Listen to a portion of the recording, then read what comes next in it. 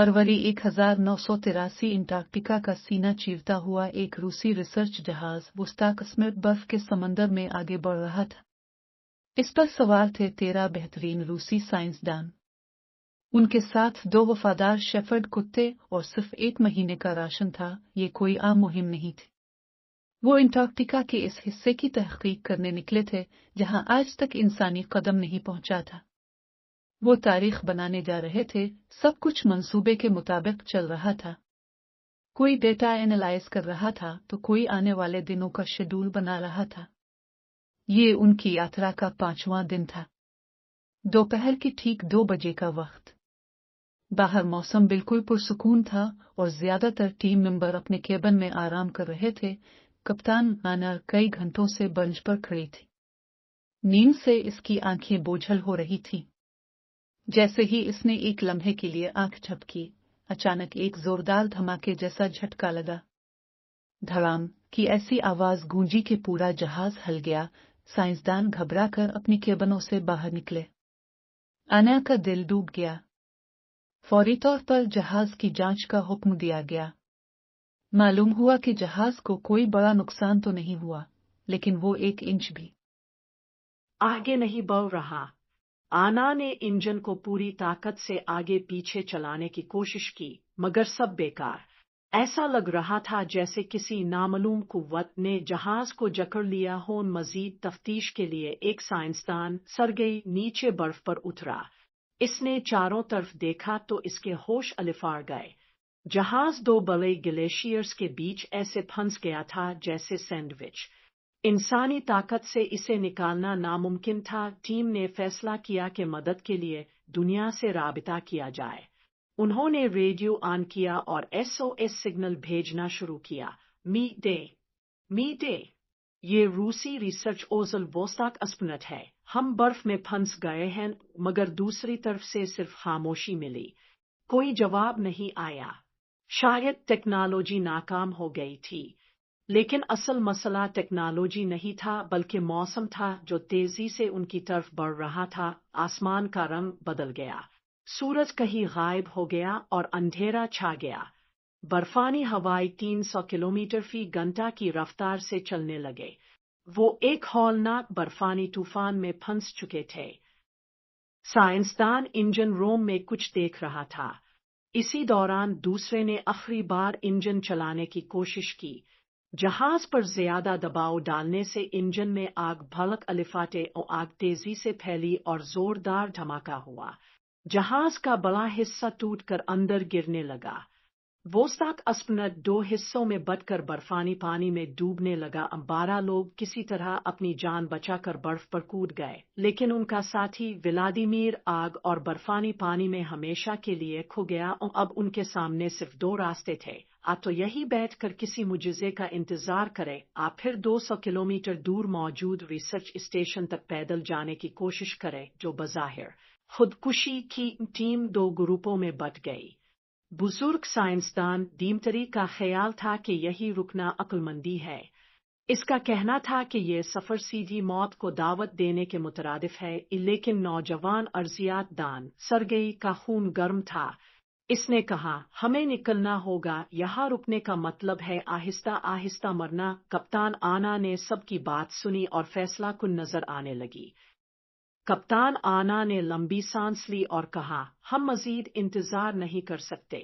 अगर research station तक नहीं पहुंचे तो हम सब यहाँ खत्म हो जाएंगे। आखिरकार फैसला हुआ कि वो 200 किलोमीटर का खतरनाक सफर बर्फ पर करेंगे। उन्होंने खेमों से जरूरी सामान इकट्ठा किया। खाने का जितना बचा हुआ राशन था, चंद खेमे, कुछ दवाएं और हथियार।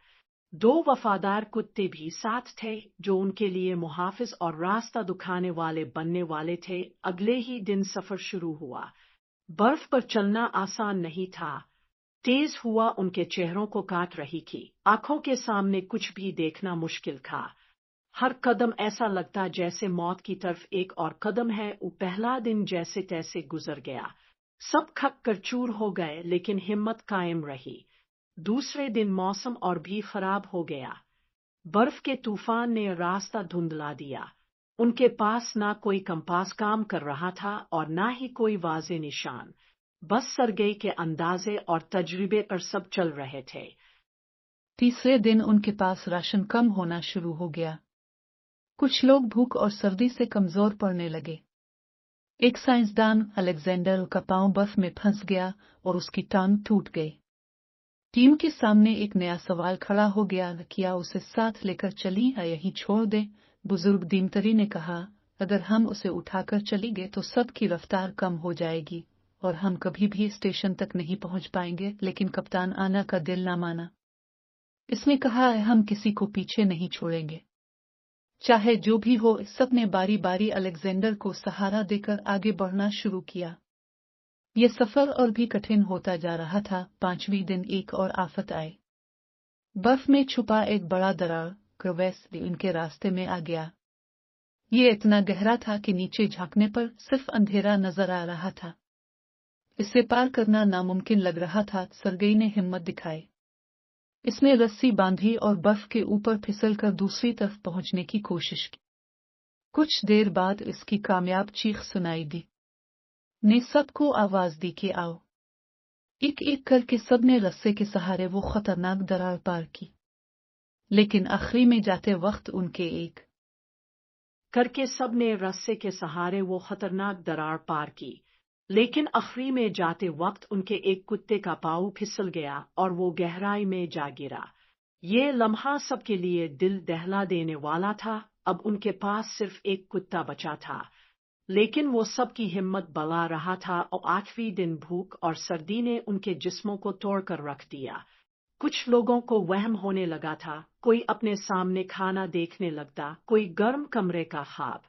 दीमतरी बार बार कहता, हम कभी नहीं बच पाएंगे, ये खुदकुशी की। लेकिन आना और सरगई ने हिम्मत नहीं हारी। वो सबको हौसला देते रहे। 12वें दिन उन्हें दूर कहीं एक सुरह रोशनी नजर आई। सबकी आंखों में उम्मीद जागी। ये रिसर्च स्टेशन का सिग्नल था। लेकिन खुशी के साथ एक नई मुसीबत भी सामने आ गई। इस रोशनी के बीच एक वसी बर्फानी दरिया बह रहा था, जिसे पार करना मुमकिन नहीं लग रहा था। अब उनके सामने आखिरी सवाल था, क्या वो इस बर्फानी दरिया को पार करके जिंदगी तक पहुंच सकेंगे? ये रोशनी भी उनके लिए एक फरेब साबित होगी। सामने रिसर्च स्टेशन की सुरह रोशनी झिलमिला रही थी। सबके दिलों में नई उम्मीद जाग गई। लेकिन उनके रास्ते में वो बर्फानी दरिया खड़ा था, जिसके ऊपर मोटी बर्फ की तह थी, मगर नीचे तेज पानी बह रहा था। और कप्तान आना ने कहा, अगर ये बर्फ कमजोर निकली तो हम सब पानी में डूब जाएंगे। लेकिन यही एक रास्ता है। सरगई ने बहादुरी दिखाते हुए बर्फ पर कदम रखा।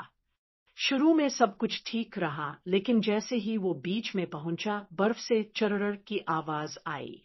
सबकी सांसें रुक गई। सरगई ने जल्दी से अपने बोझ को नीचे रखा और रेंगते हुए दूसरी तरफ पहुंच गया।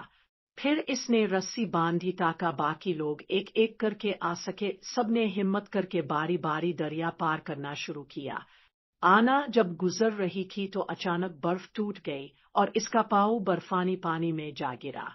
सर्द पानी की लहर इसके जिस्म में मौत बनकर दौड़ गई, लेकिन सरगई ने रस्सी के जोर से इसे खींच लिया।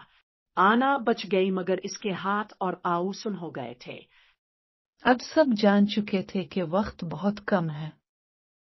आखिरी हिम्मत जमा करके वो रोशनी की तरफ बढ़ने लगे। 14वें दिन की रात वो थकन, भूख और सर्दी से निढाल हो चुके थे। कई लोग गिर गिर कर उठ रहे थे। दीमतरी की हालत सबसे ज्यादा खराब थी। उसने कहा, मुझे यहीं छोड़ दो, मैं मजीद नहीं चल सकता। लेकिन आना ने झुककर उसका हाथ पकड़ा और कहा, जब तक मैं जिंदा हूं कोई पीछे नहीं छूटेगा। आखिरकार सुबह के करीब वो सब बर्फ के बीच खड़े स्टेशन तक पहुंच गए।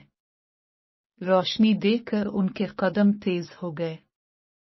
जैसे ही वो दरवाजे के करीब पहुंचे, अंदर से रूसी रिसर्चर्स बाहर निकले। उन्हें अपने साथी जिंदा देखकर सबकी आंखों में आंसू आ गए।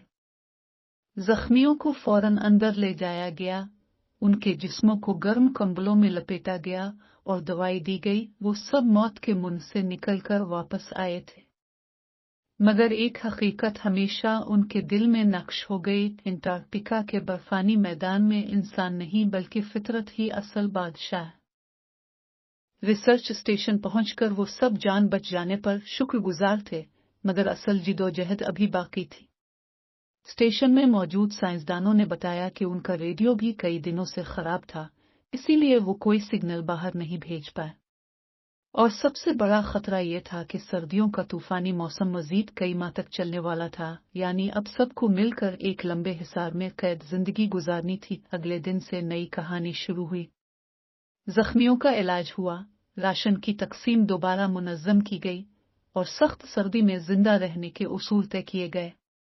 लेकिन वोस्ताक स्मृत के तबाह होने से उनके ज्यादातर साइंसी आलात और कीमती डेटा हमेशा के लिए खो चुके थे। ये नुकसान उनके दिल पर बोझ बन गया। रात को जब सब लोग हीटर के करीब बैठे थे, दीमतरी ने आहिस्ता से कहा, हमने मौत को करीब से देखा है। शायद खुदा ने हमें एक सबक देने के लिए जिंदा रखा है। सरगेई ने जवाब दिया कि यह सबक यह है कि इंसान चाहे कितनी भी ताकतवर टेक्नोलॉजी ले आए, लेकिन फितरत के सामने हमेशा छोटा है। कप्तान आना खामोश बैठी खिड़की से बाहर बर्फानी अंधेरों को देख रही थी। इसकी आंखों में व्लादिमीर का चेहरा था, जो जहाज के साथ डूब गया था। वो जानती थी कि ये मुहिम कभी तारीफ में नहीं लिखी जाएगी, लेकिन उनके दिलों पर हमेशा जिंदा रहेगी। कुछ हफ्तों बाद जब मौसम थोड़ा बेहतर हुआ तो एक रूसी बर्फ तोड़ने वाला जहाज आइस ब्रेकर बिलाखिर अंटार्कटिका पहुंचा और सबको महफूज वापस ले गया। ये मुहिम साइंसी तौर पर नाकाम जरूर रही, लेकिन इंसानी हिम्मत, हौसले और बका की एक ऐसी कहानी बन गई जिसे आज भी रूसी रिसर्च कम्युनिटी याद करती है। और वोस्ताक अस्पनत की मुहिम एक ऐसी दास्तान बन गई जो याद दिलाती है कि अंटार्कटिका की सफेदी के पीछे छपी तारीकी इंसान को इसके असल मकाम पर ले आती है।